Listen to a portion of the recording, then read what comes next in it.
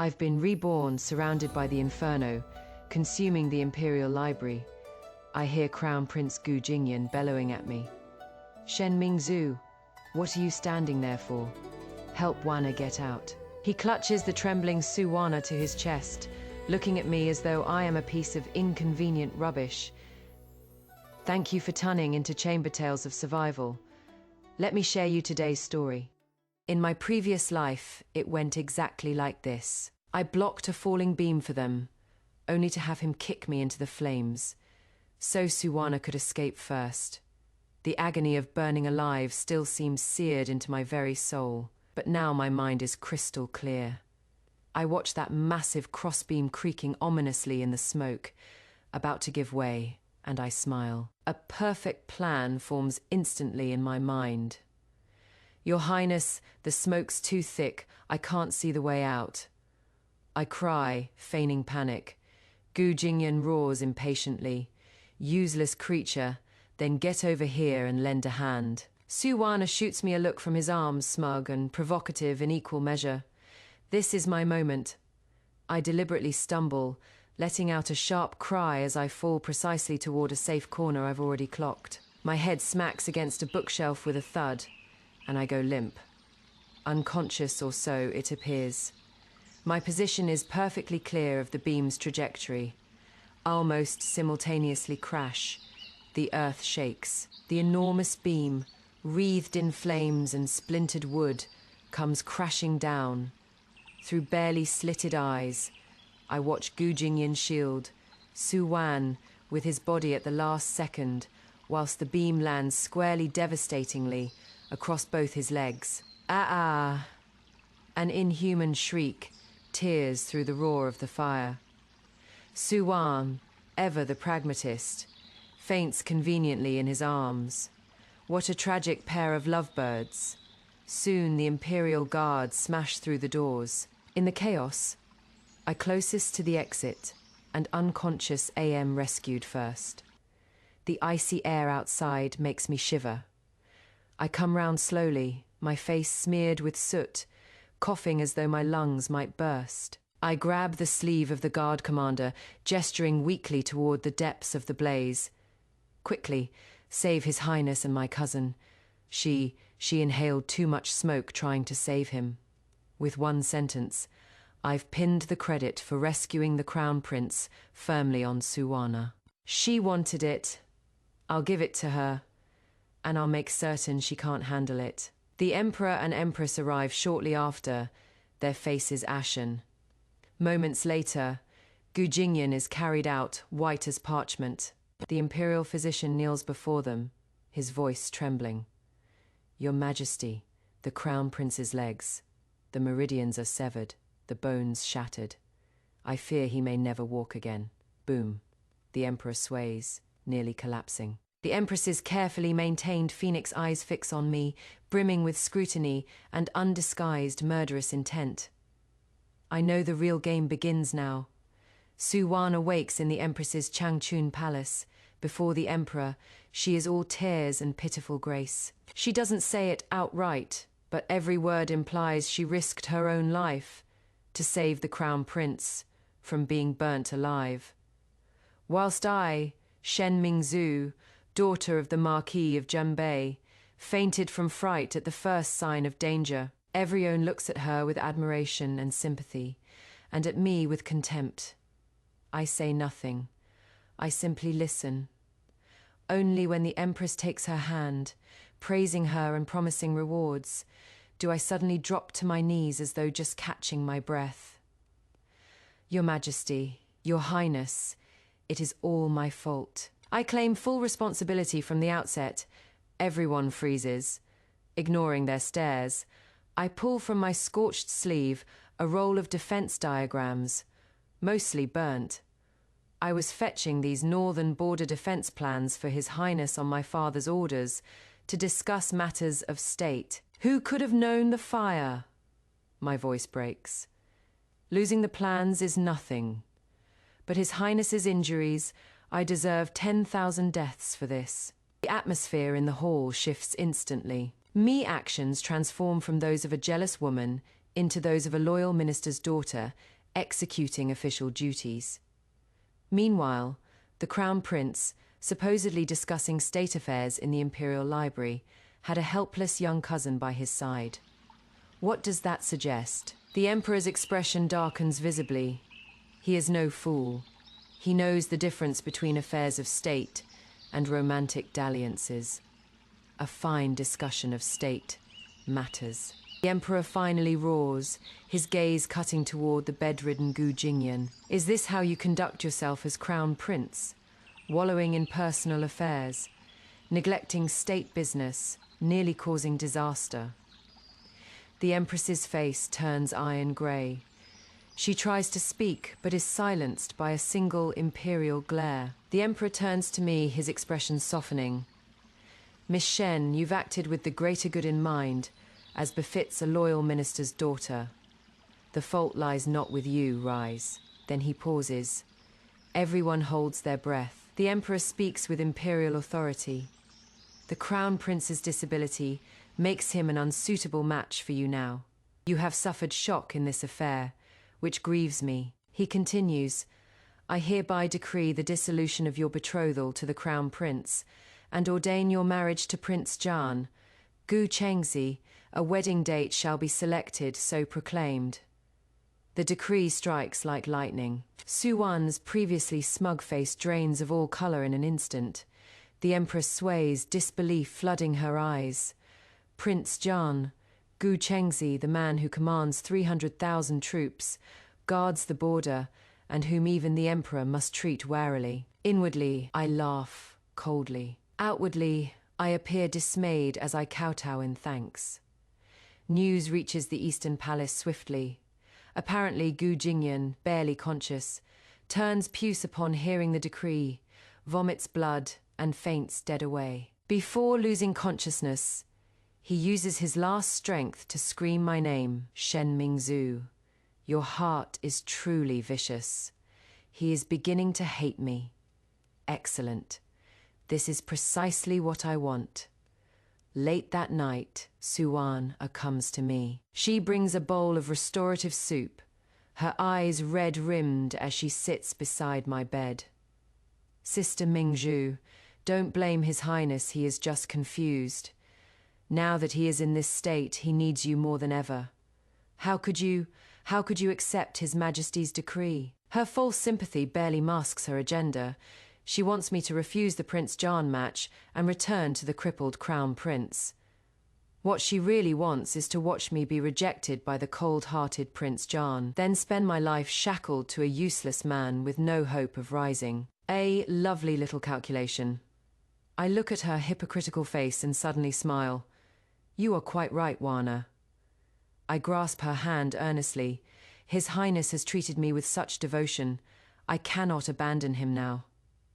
Su Wana freezes, clearly not expecting such ready compliance. I give her no time to react. Before dawn the next day, I am dressed in plain clothes, kneeling outside the palace gates. I, Shen Mingzhu, beseech your Majesty to rescind your decree. I have grown up alongside His Highness, the Crown Prince, and my heart belongs to him. Now that he faces adversity, I wish to remain by his side with unwavering devotion, never to stray. My voice isn't loud, but every official and commoner can hear me clearly. Overnight, I become the devoted, virtuous maiden praised throughout the capital, whilst Su Wana, the supposed rescuer, is forgotten. When news reaches the Eastern Palace, Gu Jingyan, lying in his sick bed listening to servants relay the story, is utterly stunned. At his lowest, most desperate moment, abandoned by everyone, I, the woman he most despised and scorned, am the only one remaining steadfast. Amidst his hatred, a complex emotion he can't quite name begins to stir for the first time. He no longer understands me. Naturally, the Emperor doesn't understand me either. Or rather, he understands but misinterprets. My unwavering devotion appears to him as the Marquise of Jembei's household, refusing to abandon the Crown Prince connection, a veiled threat and pressure. a military household still wanting to control the future heir. The Emperor's suspicions are thoroughly aroused. This only hardens his resolve to marry me a chess piece to another who can balance my father's power, Prince Zhan Gu Chengxi. A second, more sternly worded decree is issued. No appeals. I appear devastated, forcibly taken home by my father. That night, a visitor arrives. Tall, imposing, dressed in black robes, face stern, eyes like Ice Prince Zhan Gu Chengxi himself. He wastes no words. You don't want to marry, I don't want to wed, but imperial commands cannot be defied. We join forces, you seek your revenge. I clear my path. Standing in shadow, his voice utterly devoid of warmth. When it is done, divorce or maintain appearances your choice. I meet his gaze equally direct. Why should I trust you? He pulls something from his robes and tosses it onto the table. I unfold it, an account ledger, filled with minute script detailing exactly how the SU family has embezzled and sold off my mother's dowry over 10 years. Every transaction meticulously recorded. I look up at Gu Chengxi. He says coldly, the Su family's reach has grown too long, as has the Empress's.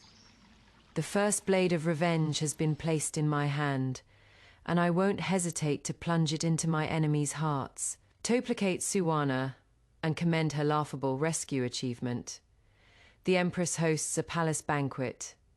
Every lady of note in the capital receives an invitation. At the feast, Suwan wears the Empress's gifted finery and precious hairpins, seated in the most prominent position, basking in glory.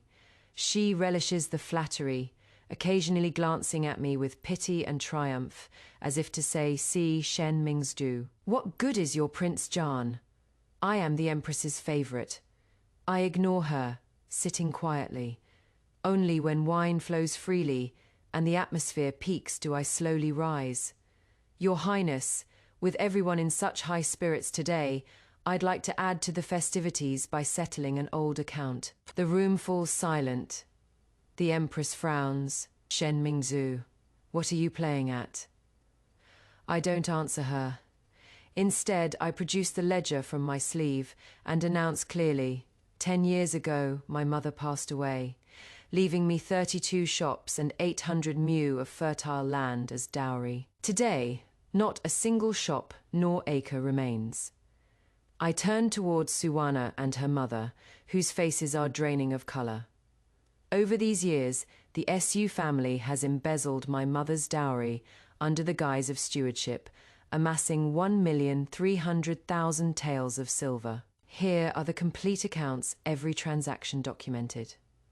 I hold the ledger aloft. Suwana's mother, my dear aunt, leaps up. You are lying. This is slander. The Empress's face darkens. Shen Mingzhu accusations without evidence are reckless. Evidence? I smile, summon the witnesses. At my command, several elderly shopkeepers and maidservants are brought forward, my mother's dowry attendants, witnesses to years of suffering. The lead shopkeeper kneels, producing a thick stack of title deeds and letters. Your Majesty, Your Highness. These bear Madam's genuine seals. The SU family forged duplicates. All transactions were coerced. Ironclad proof. The Sioux women turn ghostly pale. The Emperor arrives upon hearing the news. Seeing the evidence, he erupts in fury. What fine imperial relatives. He orders on the spot, the Sioux family shall return double all embezzled assets. The Ministry of Justice shall investigate thoroughly and punish all involved severely. Double 1,300,000 is 2,600,000 taels, enough to bankrupt the SU family completely and make them the capital's greatest laughingstock. Suwana collapses, trembling like a leaf. But this isn't enough. I want to crush her spirit. As the SU women stare in despair, I speak again. Your Majesty, I want none of this money. Everyone thinks they've misheard. I smile faintly, my voice carrying through the hall.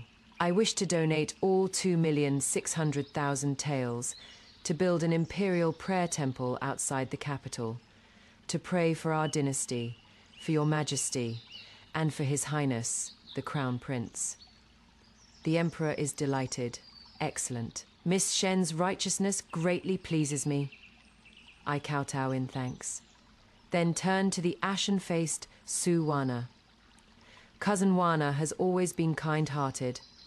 I humbly request your majesty permit her to personally oversee this temple's construction. Firstly, to atone for her family's sins.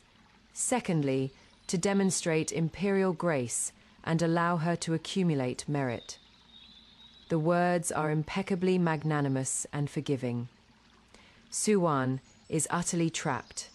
Refuse, and she is petty and unwilling to atone. Accept, and she personally uses her family's money to build my reputation whilst toiling in sun and rain, like a laborer, more painful than death itself. On her final day being expelled from the household, she stops my carriage in the pouring rain like a stray dog. Sister Mingzu, I was wrong, truly wrong. Help me, please. I don't want to leave. She kneels in the mud, soaked through, utterly wretched. I lift the curtain, looking down at her. Help you. I smile kindly, tossing her a purse, then pointing her toward a way out. In this capital now, the only one who truly cares for you is probably His Highness the Crown Prince. Though he is crippled, he is still a prince. If you serve him sincerely, you may yet have prospects. I give her false hope, tangible and visible, making her believe she can still rise by clinging to Gu Jingyan. Suwana's eyes light up again. She thanks me profusely, takes the money, and rushes straight to the Eastern Palace. What she doesn't know is that Gu Jingyan, after enduring betrayal and my calculated strikes, has long since seen through her true nature. He loathes her to the bone, and even more the catastrophic mistakes he made because of her. So when Suwana appears before him in tears, he doesn't refuse. He accepts her care, then makes her a tool for venting all his hatred and humiliation. He keeps her alive precisely to let her experience firsthand that everything she schemed for amounts to nothing but a gilded nightmare. Unable to live, unable to die, this is her perfect punishment. The second prince strikes swiftly. Within days, whispers circulate through the capital that I, Shen Mingzu, am calculating and jealous, deliberately engineering the library fire to cripple the crown prince so I could escape an unwanted betrothal and climb toward the more powerful Prince Jan. The rumors are vivid, painting me as a vicious, jealous woman. Father smashes teacups at home, threatening to arrest every gossip. I stop him. Father, blocking is inferior to redirecting. The best way to fight rumors isn't denial. It is covering them with something more explosive and closer to truth. I bribe a minor Eastern Palace eunuch to accidentally let slip in the busy laundry quarters. What state affairs. I saw it with my own eyes. The crown prince tried to force himself on Miss Su, pulling and tugging. Miss Shen went in to intervene. The wind slammed the door shut, and all three got trapped. He sighs. That fire, perhaps even heaven couldn't stand watching, and sent down punishment. This version is obviously juicier and more titillating. To add credibility, I have people accidentally unearth a torn piece of Suwana's sleeve from the fire ruins, something I'd witnessed in my previous life, replicated and planted deliberately. Simultaneously, I roll up my sleeve, letting household maids see a faint scratch on my arm. Got that trying to pull His Highness off her. That day bumped into a bookshelf. Nothing serious, I say offhandedly. Witness, physical evidence, motive, all present public opinion completely reverses. Those who'd called me vicious immediately change targets. I become the pitiful soul who risked herself to save her weak cousin from princely assault. Meanwhile, Crown Prince Gu Jingyan, transforms from unfortunate victim into a lecherous wastrel. Even his broken legs become deserved karma rather than tragedy. The Eastern Palace becomes a true cold palace. Gu Jingyan is utterly isolated. Even servants bringing medicine look at him with unconcealed contempt. Day after day he sits in his wheelchair facing empty halls, and in endless loneliness and shame, he begins obsessively replaying every detail of that fire. He recalls the flash of triumph in Suwana's eyes, recalls my eerily calm, almost pitying gaze before I fell. A terrifying thought strikes like a viper. She wasn't afraid, it was deliberate.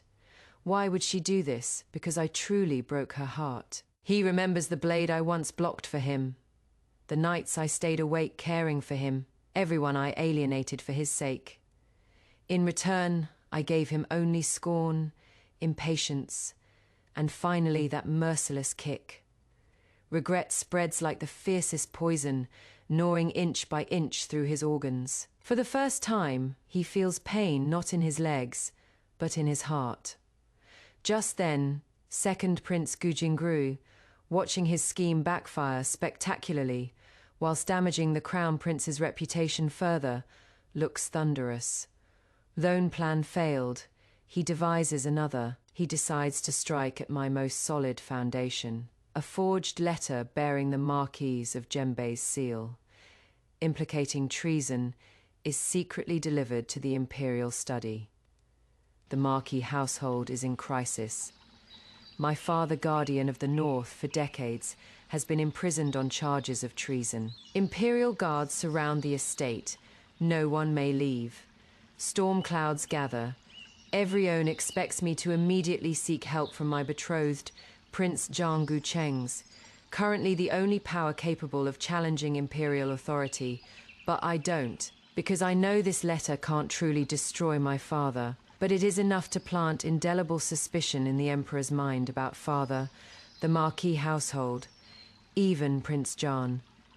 This is the second prince's real objective, to break this trap. I cannot follow his script. I do something utterly unexpected. I secretly infiltrate the Eastern Palace to see the man I despise most. Gu Jingyan. He sits in his wheelchair, seeing me. Flames ignite in his eyes, hate, regret, countless complex emotions. What are you doing here, gloating? His voice is hoarse. I am offering you an opportunity, I approach, looking down at him. A chance for revenge and a chance to stand again. I tell him about father's imprisonment, then state bluntly, you hate me, I hate you, but that doesn't matter. What matters is we have a common enemy, second Prince Gu Jingru. Bring him down, and you, this crippled crown prince, might be seen, even pitied, by Father Emperor again. Otherwise, you'll remain a joke for life. Gu Jingyan's breathing quickens. Why should I help you? Why should I trust you? Because of this, I lean close, lowering my voice. That forged letter bears traces of Yongxi incense, unique to the second prince's maternal family. The Empress gave it to him. I am gambling that his hatred for the second prince exceeds his hatred for me, that his hunger for power hasn't been entirely crushed. I've bet correctly. Gu Jingyan stares at me. Finally, the struggle in his eyes hardens into ruthlessness. What do you need me to do?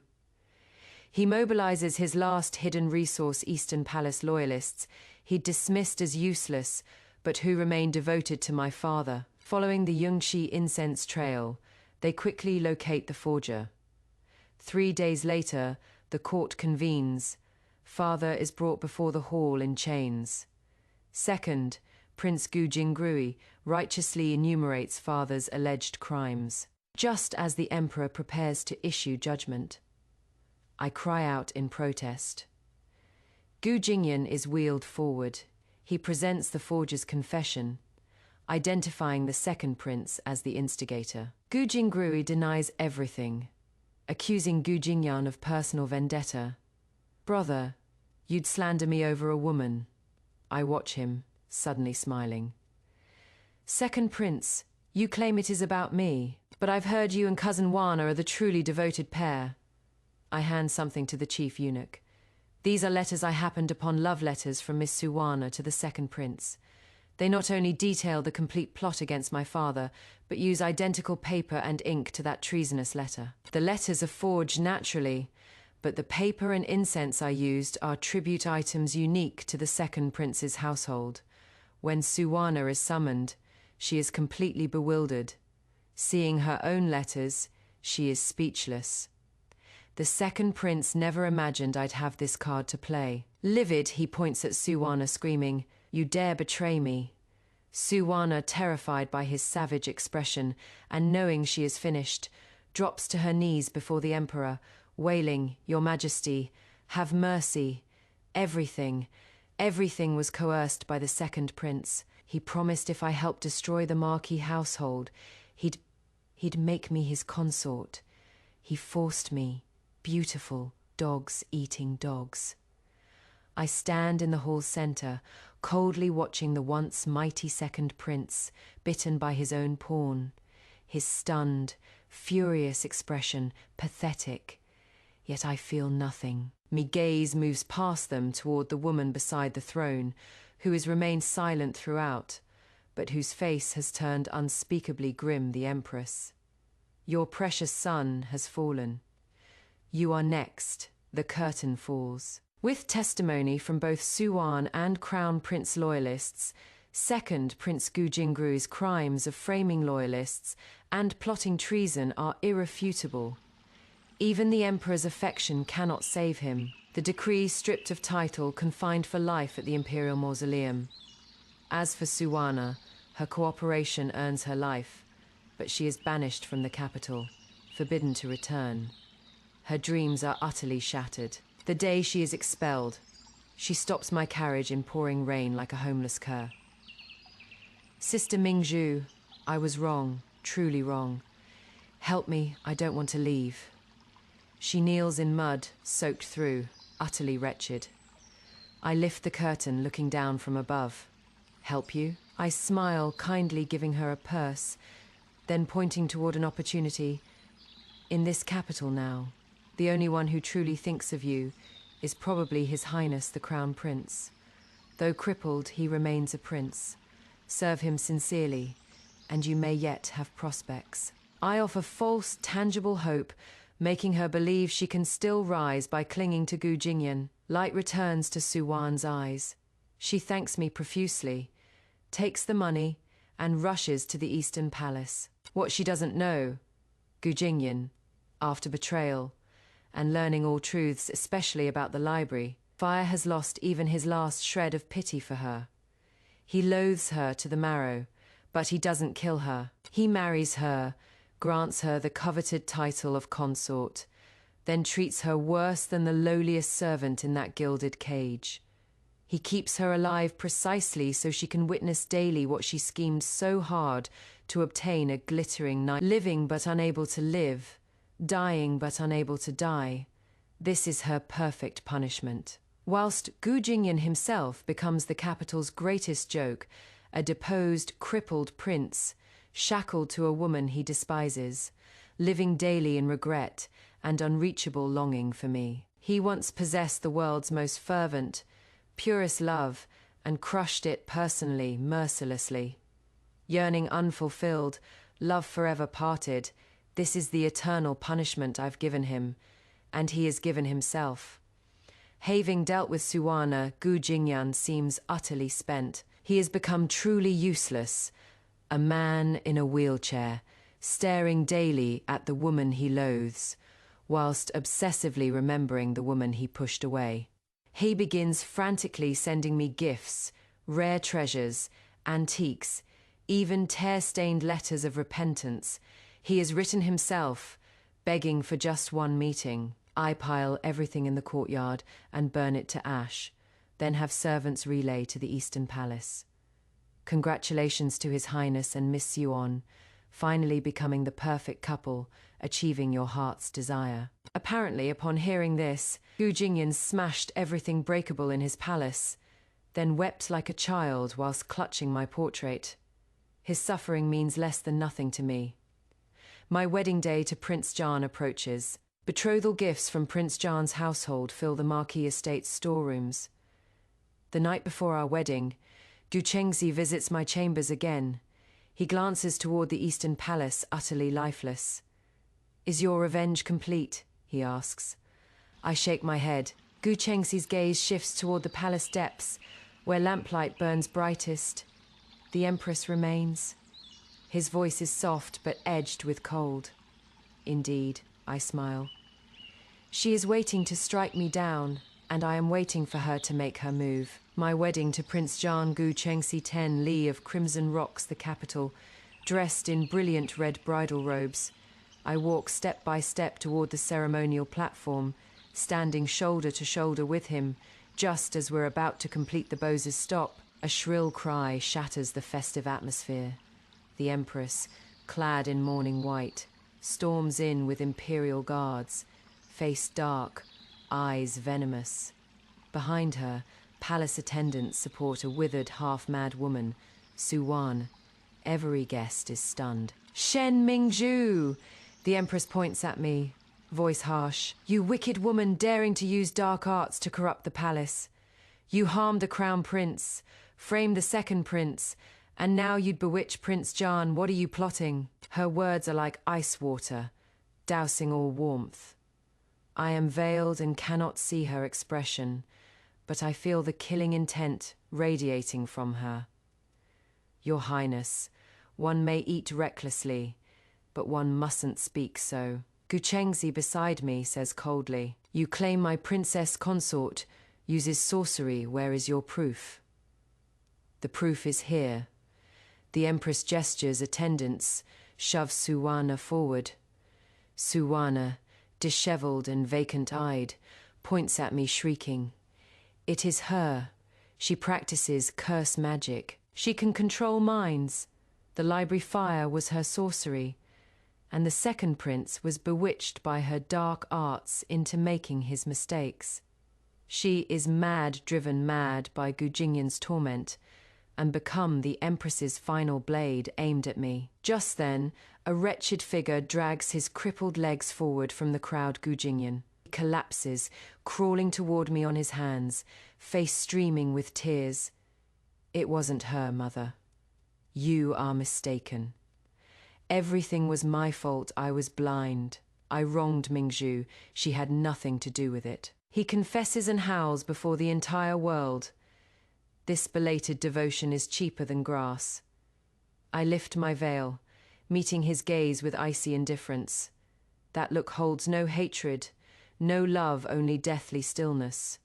He freezes completely, as though that glance has drained all strength from him. His pain, his regret meaningless to me long ago.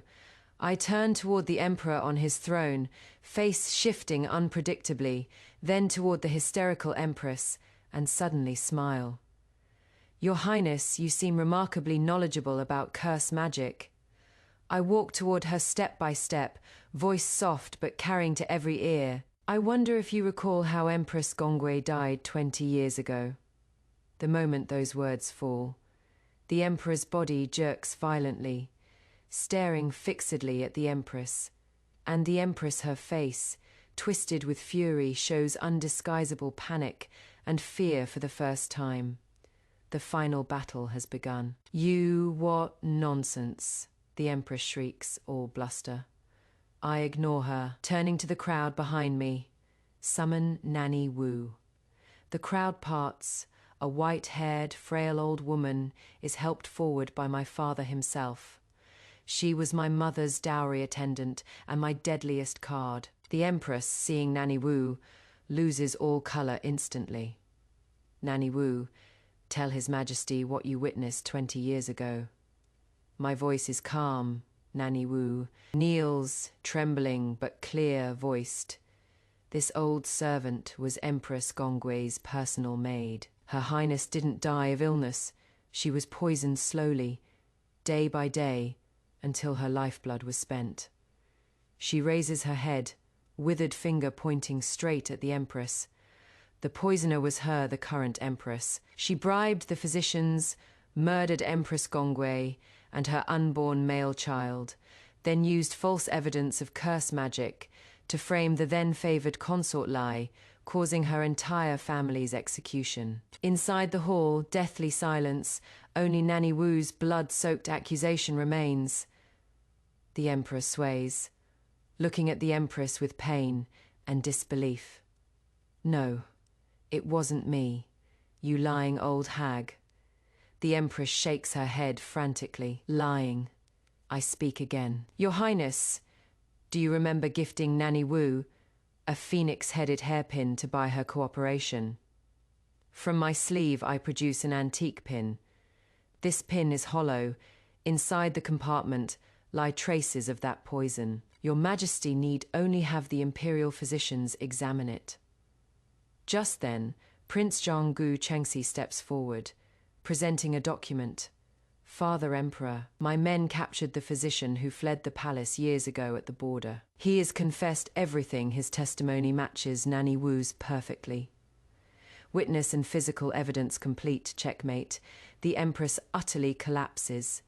She flings herself at the Emperor's feet, clutching his robes, shrieking, Your Majesty, I did it all for you. I loved you. Gongwei, that woman monopolized all your love. I only wanted you to see me for you, for our son Jingru. What did I do wrong? The Emperor looks at this mad woman, remembering his gentle, virtuous first wife, remembering the son he'd awaited, but never met. Endless grief and fury surge within. He kicks the Empress aside, eyes bloodshot. Guards. His voice seems ground from between clenched teeth. Strip her title. Confine her to the cold palace, never to leave. The Empress crumples to the ground, howling in despair. Everything she'd schemed for, all her pride and glory, reduced to nothing in this moment. I stand amidst the wreckage, watching this trial 20 years delayed, and the final weight in my heart settles. No, only the final cleanup remains. The Empress's downfall triggers a chain reaction. Stripped of her title, confined to the cold palace, I don't grant her a quick death. I have hallucinogenic herbs added to her meals daily, making her dream nightly of Empress Gongwei and that unborn child blood-soaked, demanding her life. Within a fortnight, she is mad, shrieking day and night in endless terror and hallucination, ultimately smashing her own head against the wall until death. Her son Gu Jingru, confined at the imperial mausoleum, upon hearing the news loses all will, hanging himself one stormy night. As for Suwan, after Gu Jingyan learns every truth, especially about the library fire, his last shred of pity vanishes. But he doesn't kill her. He marries her, grants her the coveted consort title, then makes her life worse than the lowliest servant in that gorgeous prison. He keeps her alive precisely to remind himself daily of his own stupidity through her existence. He punishes himself by tormenting her. Gu Jingyan himself becomes the capital's greatest joke, a deposed, crippled prince, bound to a woman he loathes, living daily in regret and unreachable yearning for me. He once held the world's most passionate, purest love in his hands and crushed it personally, mercilessly. Yearning unfulfilled, love forever. Parted, this is the eternal punishment I've given him, and he has given himself. Every enemy has received their due, and I've become the most honored woman in the great Yi dynasty. For exposing the deposed empress's crimes, the emperor personally ennobles me as princess protector of the realm, a transcendent position. Combined with my status as Prince Jan's consort, the Marquis household's power, and mother's hidden wealth and connections, I no longer need to rely on anyone. I am no longer anyone's appendage. I am myself Shen Mingzhu. A year later, Prince Jianggu Changxi and I stand atop the capital's highest tower, watching myriad lights and the splendid realm below. Evening wind lifts my robes. He suddenly takes my hand warm and steady. It is all past now. He looks at me, eyes holding unprecedented gentleness. This vast realm from now on, we'll appreciate it together. You need never live in schemes again. I turn, meeting his profound gaze. No calculation, no weighing, only sincere starlight. I smile. That fire in my previous life burnt away all my infatuation and innocence. I'd thought my life held only revenge and ash, yet unexpectedly, upon this scorched earth, flowers of freedom and dignity have bloomed. Chengxi, I say softly, thank you. For what? He smiles. We're husband and wife, we should stand together. He pauses, looking at me earnestly. Mingzhu, the past is past. From now on, let's watch this realm at peace, the people prosperous. Whatever you wish to do, I'll accompany you. I nod, warmth I've never felt before rising in my heart. Those who harmed me have received their punishment, and I can finally release my hatred and begin anew. From the Eastern Palace's direction comes a wretched howl. Gu Jingyan having another episode, no doubt. I don't look back. That man who once held my misguided devotion, that scarring past all irrelevant to me now. I, Shen Mingzhu, have finally been reborn. Below the tower, citizens light lanterns celebrating this year's harvest. Children play in the streets, vendors hawk their wares, a scene of peace. Look, Gu Chengxi points below. This is what is worth protecting. I watch those vibrant lives, those genuine smiles, suddenly understanding. Revenge is satisfying, but true victory isn't making enemies suffer. It is making oneself happy. I turn toward the man beside me who is fought alongside me, never betraying me. Chengxi, let's go home. Yes, he takes my hand. Home. Moonlight flows like water over us. Our shadows stretch long across the tower, finally merging into one. True victory lies not in punishing your enemies, but in securing your own happiness. Rather worth pondering, wouldn't you say? If tales of satisfying retribution with genuine depth appeal to you, do consider liking, commenting, and letting me know which rebirth revenge arc you'd prefer. Next, slow-burning vindication or unrelenting intensity? Subscribe, won't you? Plenty more where this came from, and it'd be a shame for you to miss it.